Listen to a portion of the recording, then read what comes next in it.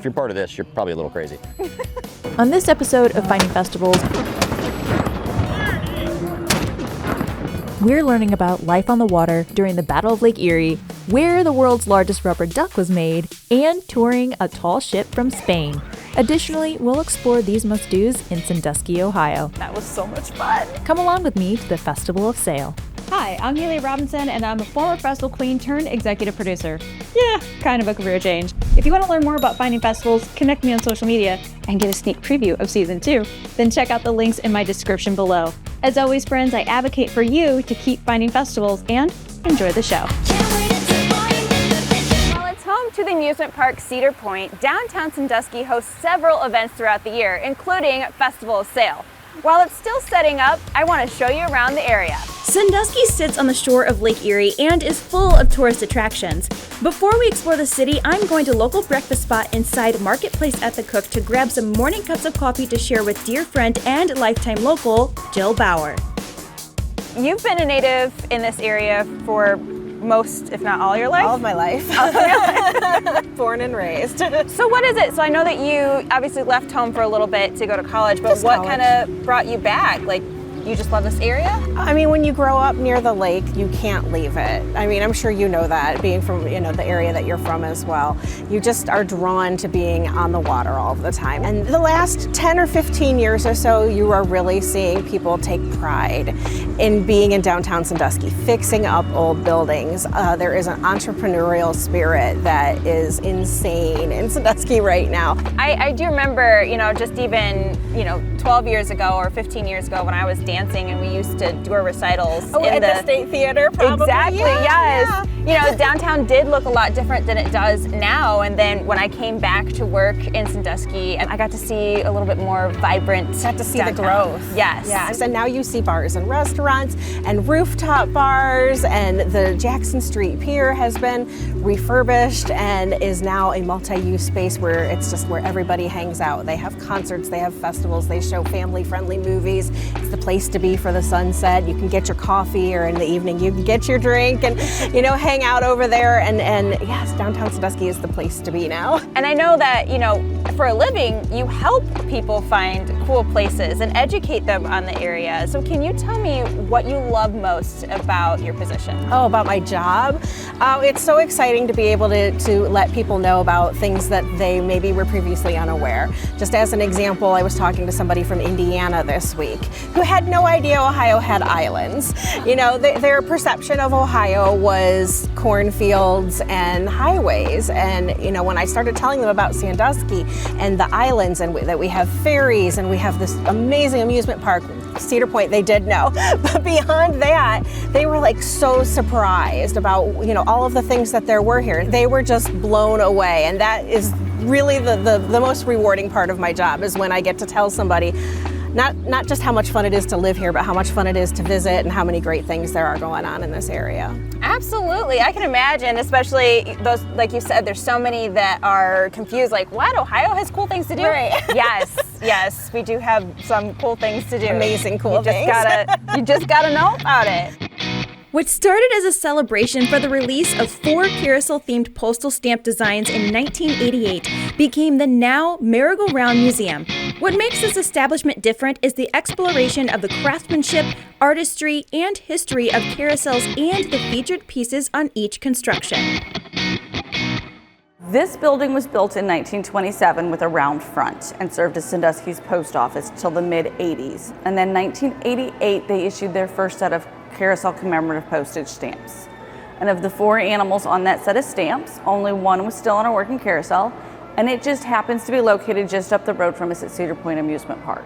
So they went around town and knocked on all the doors that had carousel pieces in their windows to see what kind of pieces they could borrow, and were able to come up with about 50 carousel pieces, open their doors for a reception, hoping for 200 to 300 people to come through, and over 2,000 did. So they put together a nonprofit, and in 1990 we opened our doors. It's kind of incredible. So it really was supposed to start as just in celebration of another event, but it turned into an established institution essentially. Yes. And everybody has their own favorites, their own reason for coming in. We always laugh because you'll get a group coming in and one person really wants to be in here. And several in the group are just being dragged in because one person really wants to be in, and so they're humoring that person by coming in. And there is so much to see on these pieces, and it's so much more than you were expecting, that everybody leaves and go, oh my goodness, that's so much better than I was expecting. That, you hear Carousel Museum and you think, not another museum. Why do I want to go look at these horses? But each horse is so individualized and so different, and until you're actually standing looking at them, you think of the ride that you grew up with, but you don't really pay attention to the animals. And then you start looking at these animals and it's amazing. I mean, don't get me wrong, most of the animals are horses, but we have camels and goats and donkeys and frogs. It would be kind of fun to ride a frog. I mean, how often can you say you rode a frog, right? Not just a frog, but a dressed frog. Bow tie, vest, dressed to go out on the town. That is a fancy frog. He is. I say Froderick was carved here at the museum, and we did a Name the Animal contest after he got carved. So we have Froderick the frog on our machine that you can ride. I love that so much.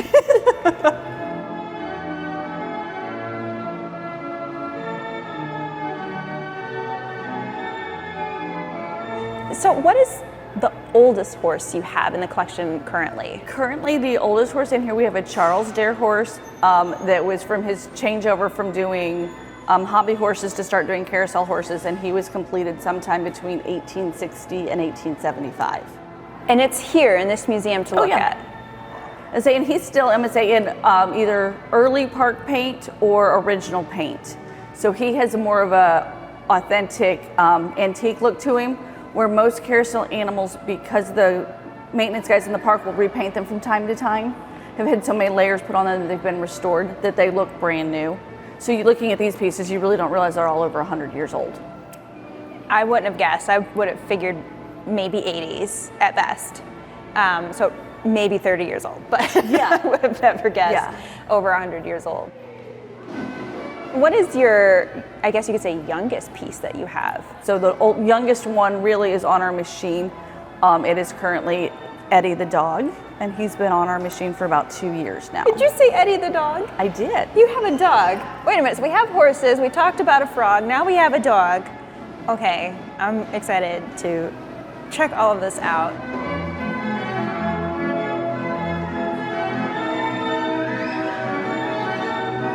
And watching people's faces light up when they ride the carousel is one of the highlights of my day. Thank you so much. That was so much fun. A carousel may bring out my childlike joy, but the world's largest rubber duck brings out a youthful wonder that begs the question, where did this come from? Now, I did want to address the duck in the shot. Where did it come from? What's the story? So it's a funny story. The duck was, there was a Tall Ships Fest like this in LA in 2012. And the folks that were helping produce the event, the Port of LA, they were like, okay, we've got these tall ships, but we need something even bigger. And so like we brainstormed a little bit and we're like, let's build the world's largest rubber duck. And of course they thought we were crazy, if you're part of this, you're probably a little crazy. But, and so we built it, and that thing, they actually had to close the highway coming into the event because there were so many people coming to see this stuff. Wow. And so, and it was just supposed to be a one-time thing, and here we are now, more than 10 years later, and there's Mama Duck. It's right here in Sandusky. Now, this is the same duck that like takes over the internet every summer, yes? It is, yes. That is Mama Duck. She's very popular. How does one start making a duck of this size? So believe it or not, there's a company in Ohio. It's I believe it's in Brunswick, Ohio, and they make hot air balloons. So they also have the ability to make things like the world's largest rubber duck. So this was made in Ohio? This was made in Ohio. Festival of Sail. Now, how long has this been going on in Sandusky? So this is the third Festival of Sail in Sandusky. I think there was one like 10 or 15 years ago. It was kind of a different organization, but we started getting going kind of pre-pandemic. Had great turnout, just a great venue. And so this is the first year post-pandemic. Things are going well. We've got Mama Duck behind us here, and we hope to continue it every year if we can. Where did the ships come from? I know we have the Niagara and the Trinidad. So we have two ships here on this event. The Niagara is from Erie, Pennsylvania, so not too far away. Also a Lake Erie ship. The Spanish ship, they travel a little far. They actually came from Seville, Spain. So they came from across the sea. They're going to be in the Great Lakes throughout the summer. This is their first stop. They are very serious about making it a true replica ship. I mean, it sails the way it's supposed to. It sailed in the past. The crew is trained that way. The Niagara is a replica as well, but the Niagara has pieces of her hull that are from the original Niagara that was in the Battle of Lake Erie in 1812. And now a message from our generous underwriters and donors. Finding Festivals is brought to you in part by Find some Lake Erie love? It's a sure thing. Learn how at shoresandislands.com and start an adventure today. Toledo, more than you ever imagined. Learn more at visittoledo.org. The Fort Wayne Museum of Art, Toledo Arts Commission, and by viewers like you. Thank you. Now back to the episode. Mama Duck may help you see the festival sail from a distance, but the ships are the stars of the festival. I toured the U.S. Brig Niagara, which is a historical replica of the ship sailed by Commodore Oliver Hazard Perry during the Battle of Lake Erie in the War of 1812.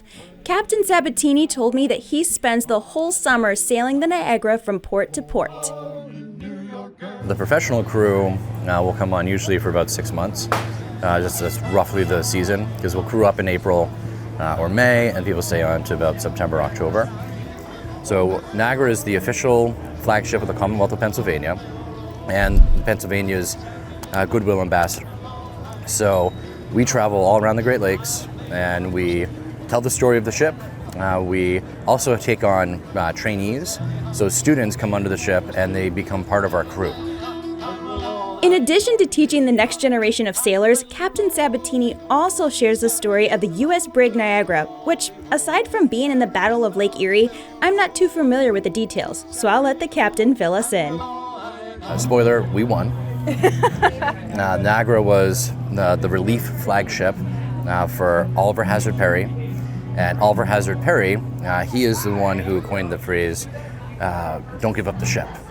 It was part of a really important battle for the War of 1812 because the battle that Niagara fought in would give one of those two sides control of Lake Erie, Lake Huron, Lake Superior, and Lake Michigan. So it was a pivotal moment in the War of 1812. Now that we know how the U.S. Brig Niagara was used in the Battle of 1812, let's get a tour. Captain, how big is this ship? Niagara is 120 feet tall, 200 feet long, has 15 sails, and there is 12,000 square feet of sail area, and there's 6 miles of running rigging of the rope that we use. So that's just in this one ship. Wow. And then, so we have the head rig, which is out there, and the crew actually have to climb out there pretty regularly to take care of things. Also, the crew needs to climb up there too. And you just climb up with the ladder rope? Yes. Okay. So those are called ratlins. Okay. Is the actual, ladder, the rope ladder, and then the pieces that they're attached to are called shrouds. So those actually support the mast, and then we put the ratlins on so we can climb up there and do the work we need to do. So these are 32-pound carronades, and they don't weigh 32 pounds. It's because the ball is actually 32 pounds. Okay. These had a very short range, but they could fire a really big ball. And Niagara had 20 of these on the deck. So when a ship like this got in close, they would just be smashing the other ship. Naval warfare in the fighting age of sail was an absolutely brutal experience. So this is the tiller. This is how we steer the ship. We think that Niagara is probably one of the largest ships in the world that still is being steered by a tiller. So we don't have a ship's wheel. Now I haul the tiller over like this, and then the rudder is connected through this other piece of wood called the rudder post. So now I've just turned the rudder over there, which will allow me to turn the ship to the left. I've never seen a ship navigated with a tiller before. Well, it's like a little pulley system. Yeah. And then There you go. It's turned, that's it? Okay. Yep. And then I push it back. Walk me through that. I mean, did you always know that you wanted to have a ship or naval life? Yes. Or, okay. Oh yeah, when I was about 16, I knew I wanted to be a tall ship sailor. This is truly my life's passion. I've the ability to share this with people is really what gets me going and you know, motivates me to get up in the morning and go to work every day and do all those things. And it's because this is such a unique thing and such a huge part of our past and who we are as like a human race. I mean, it's really important. You know, for thousands of years, the only way that people, commerce, or ideas moved anywhere in the world, it was on ships just like this. And it's really only the past 150 years that it's gone out of the public consciousness. You know, this is something that has to be passed on person to person, you know, hand to hand. It can't be something you can just be reading a book and figure it out. I love that. I love that it started when you were young. You knew you wanted to do this, but it's going much further than just a passion. It really is almost a form of advocacy because you really do want to help people, and I love that. Absolutely. I mean, that's, you know, these ships, they don't have to exist anymore. But I feel that having them really does make everything better because the lessons you can learn on a ship like this you can't get that anywhere else.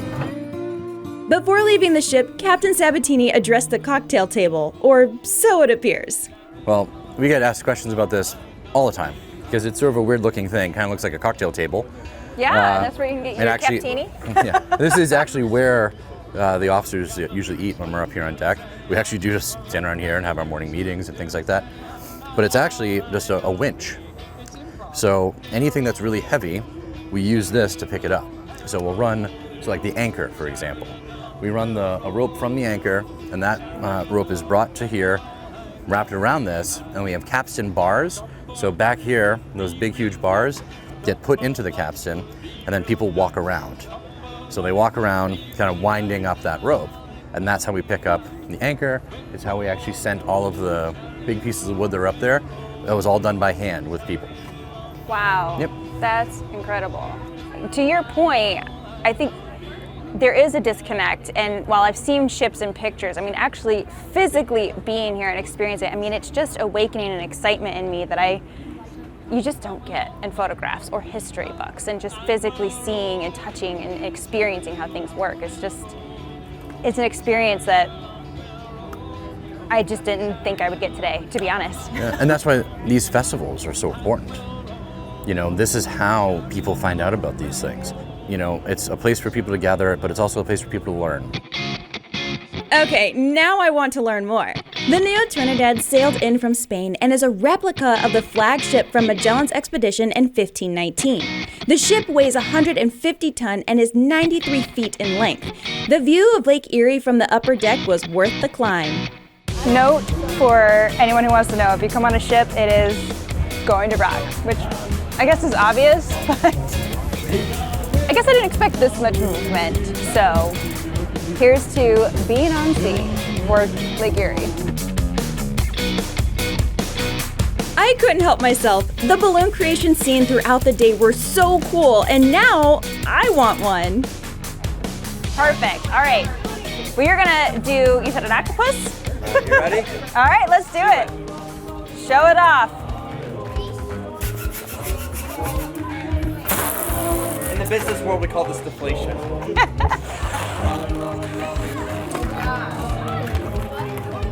Gonna have you hold that one. All right. I'm the official holder.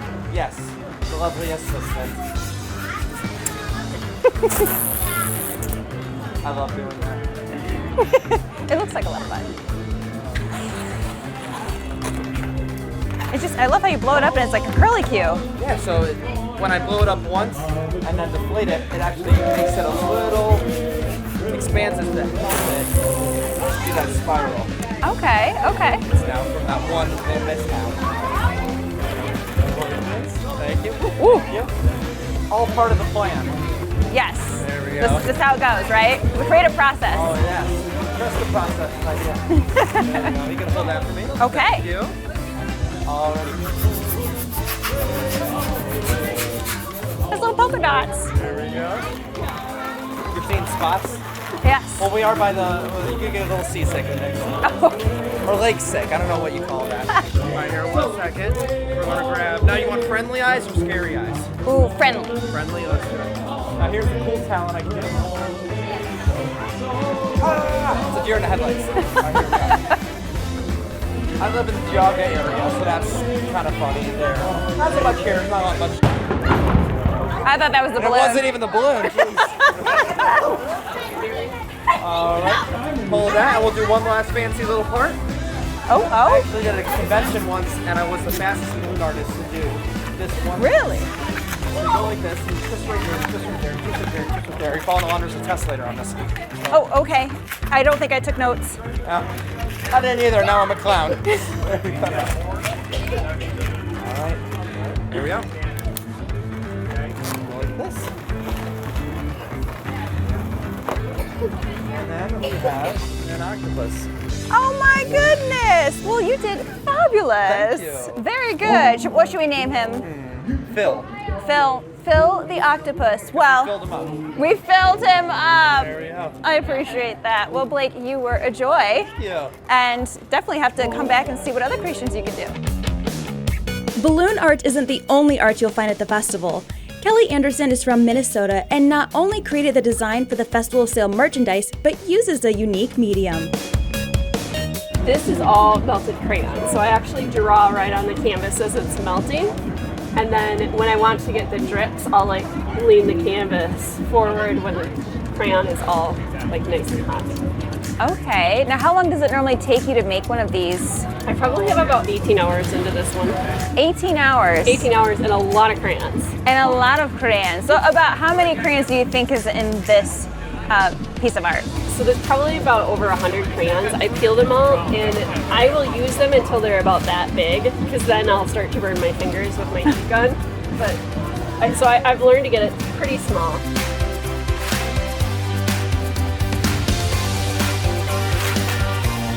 I've noticed throughout your art you like to use text.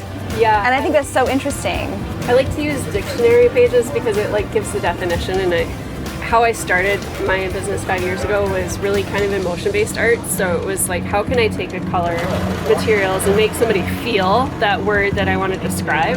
And that's where the dictionary pages came in.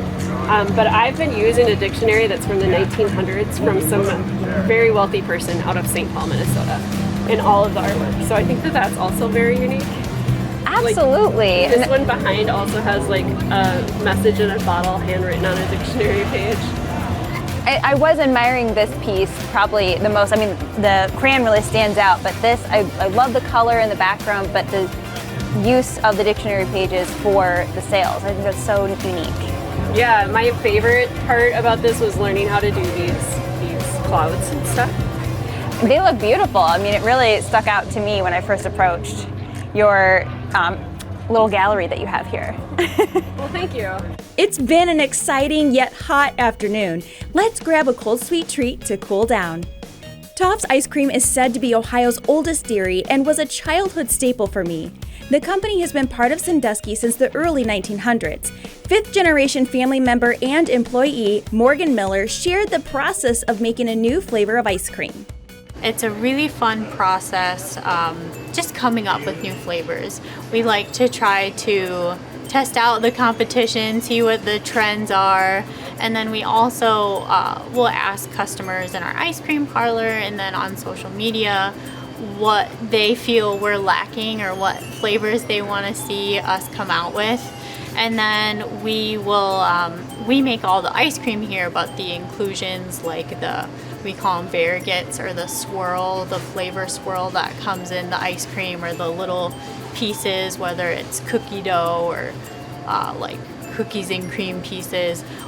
We get those inclusions from other companies, and it's always a really fun time when a company will come in with those inclusions and they'll let us play with it and sample things and pair things together. And basically a lot of the family members and several other employees will sit down and we'll sample these flavors, and then it's just trial and error from there and seeing what tastes good, what doesn't taste good. One of our more popular flavors for little kids is Lake Erie Cookie Island Monster, and it's a bright blue ice cream It's got cookie dough pieces, chocolate chips, and then cookies and cream pieces. And that one, probably one of our best sellers. And for a new flavor like that to be a bestseller, you know it's good, because a lot of people, they like to stick to the old reliable flavors, but this one is great, especially for little kids. Absolutely, because you get to wear the blue all over your face, right? It's all about the blue. Yes, of course, of course. So, how does one become an official Toft taste tester? I mean, I'm open to helping if you ever need help. We accept volunteers. We definitely love customer feedback. This ice cream hit the spot. There is one last thing I have to do before we call it a day.